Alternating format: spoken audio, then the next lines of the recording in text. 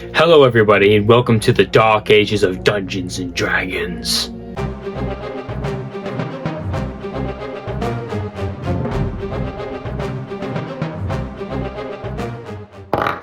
Hey everybody, my name is Milton, I'm your Dungeon Master, and today we're talking about something that was just released yesterday actually by Wizards of the Coast. So it turns out that they are releasing a newish edition of Dungeons and Dragons. Now I'll get more into that later, but first we need to pay our respects to 5th edition Dungeons and Dragons.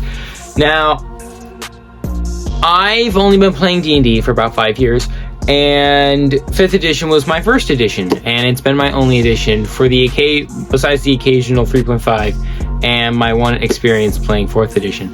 But 5th edition has been there for me since the beginning, and I love this edition more than any other, considering I've used it the most. And it's also, I don't know. Well, we're gonna look at this new edition. There is like a pack thing that they released for Unearthed Arcana on D&D Beyond that I printed out, and so we're going to be going through that. But I also have some other things that I'd like to say before we get to that. So first, 5th edition and why it's so amazing. Okay, so the reason that 5th edition is so amazing is because it took everything from all the other editions that was good and they tried to put it all together. Now there were a couple things that they missed on, but this is going to be a positive video, so we're not going to talk about that. But the Wizards were finally given a little more livability. They were able to stay alive longer, and they made it so that there were more spells. They got rid of some spells that were stupid broken. They tried balancing out barbarians and fighters. They tried balancing out rangers, which then gave us something to laugh at.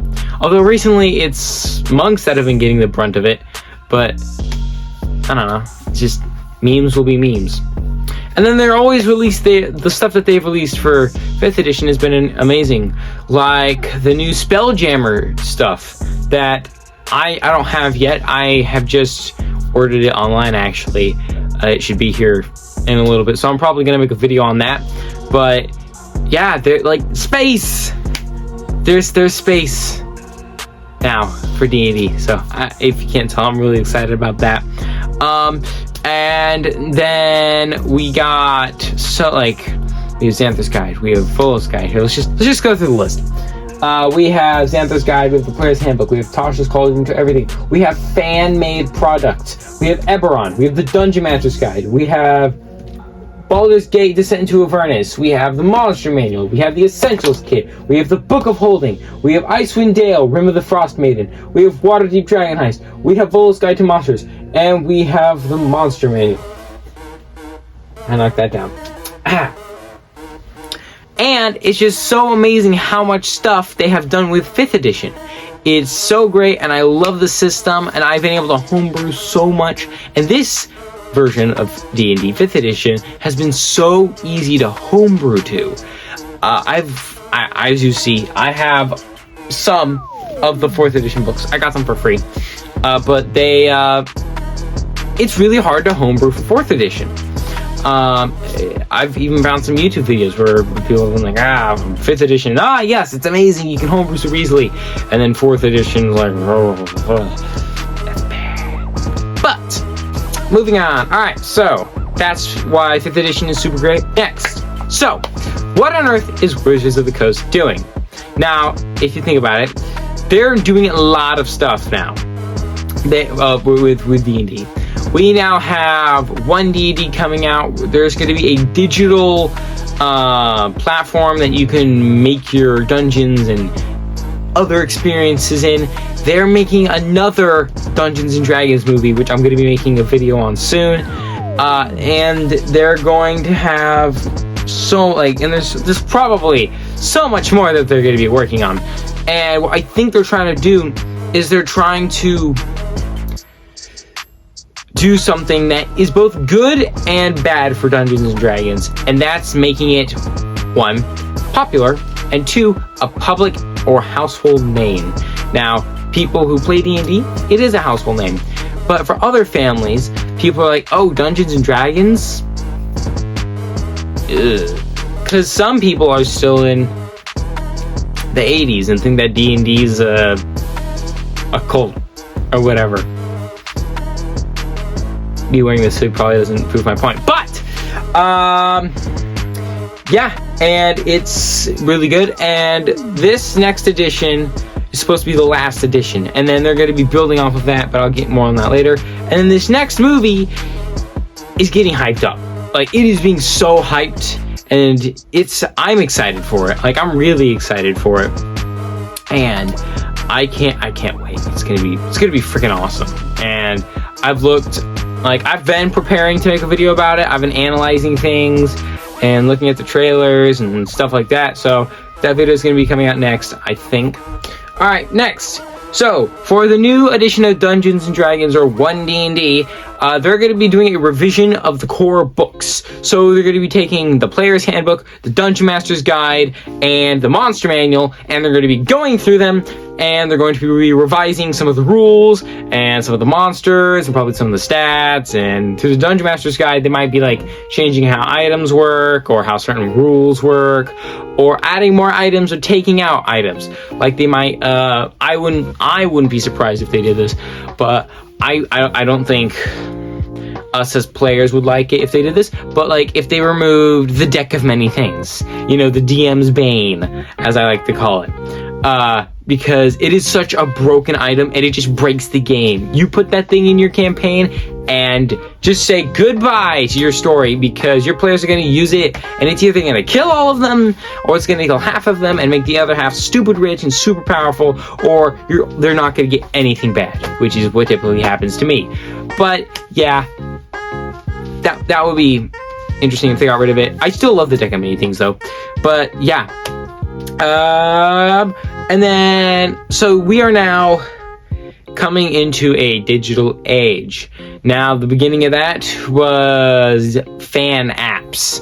Apps like the 5e companion app, or 5th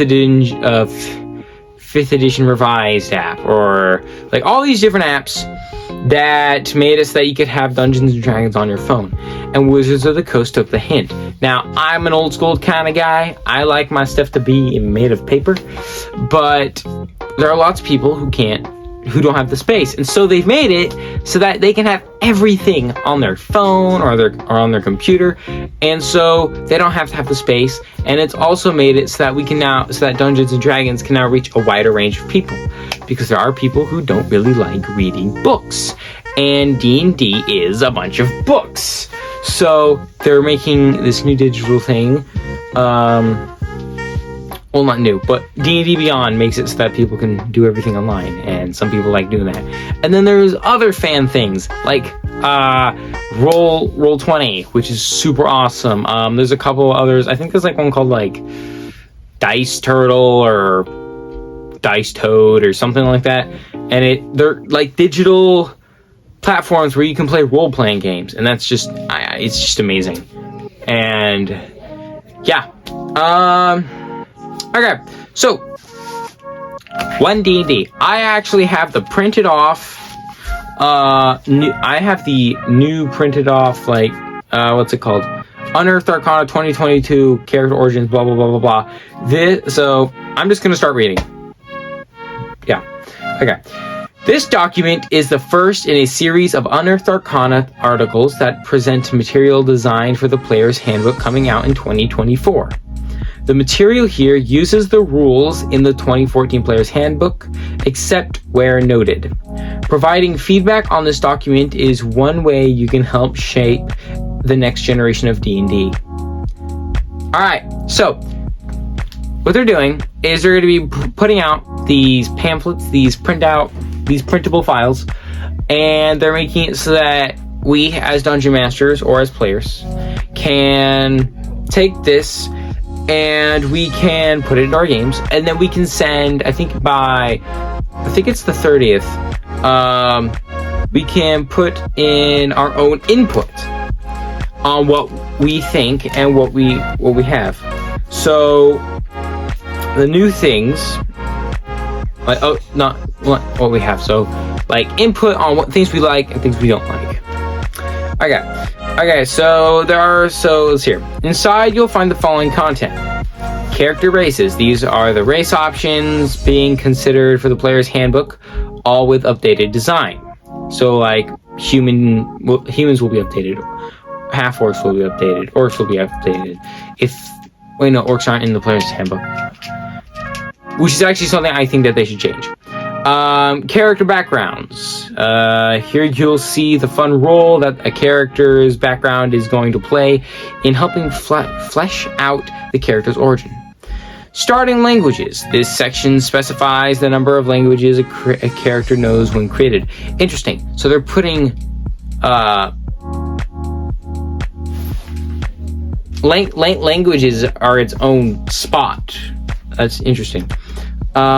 Feats. Every first level feat mentioned herein appears in the feats section, which contains both new and revised feats. New feats. Now that I can get behind. Rules glossary. In this document, any term followed by an asterisk appears a glossary at the end.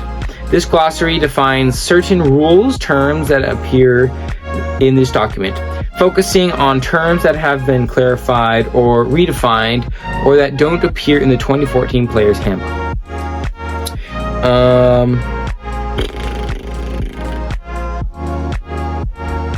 Yeah. So, lots of stuff. I'm not going to go through the whole thing so that you guys can go do it. All you have to do is go to D&D Beyond, have an account, sign in, and then go through it and do all the stuff.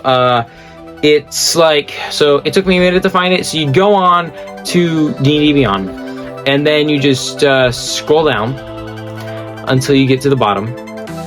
And then it'll say 1 D&D, and then you click on that, and then you sign in, and then it's gonna have it's gonna have some different options. You're gonna want to click the so there's one option, there's another. It's called character something. Here, you can see. Okay, so it's gonna say one's gonna say view fact. And the other one's going to say character origins.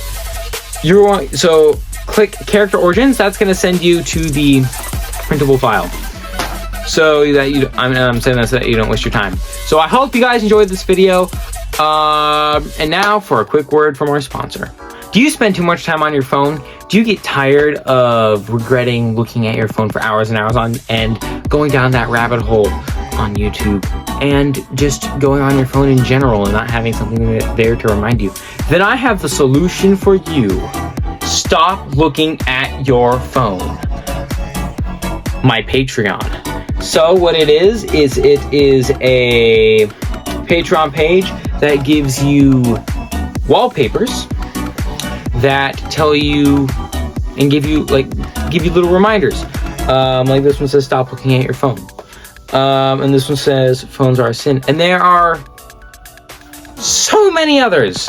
And so go to stop looking at your phone on Patreon or SLYP or Slip and sign up today for $3 or $5 depending on how much money you're willing to spend. So go check that out, and yeah, back to you. Thanks. So yeah, go check that out. It'll help support both me and my daily endeavors, and it'll help support the channel. Yeah. So see you guys in the next video. Like, comment, subscribe, all that annoying crap, and see you guys next time. Are you the only one that gets those? You can shard them. Well, no, I can only make one right now. Oh, you can only make one? I'll do the best. Crafting an item is a difficult task. When you gain magic item from this feature, it reflects long hours of study, tinkering, and experimentation. It allows you to complete all unique design. Do you want this back? Sure. I can't see. I'll pick it up for you, would you? Man. Yeah, I get 21 health now. Oh gosh! What you looking at, Dean? What you looking at, Dean? Screw you. What is it? It's called tool expertise. Mother fricker.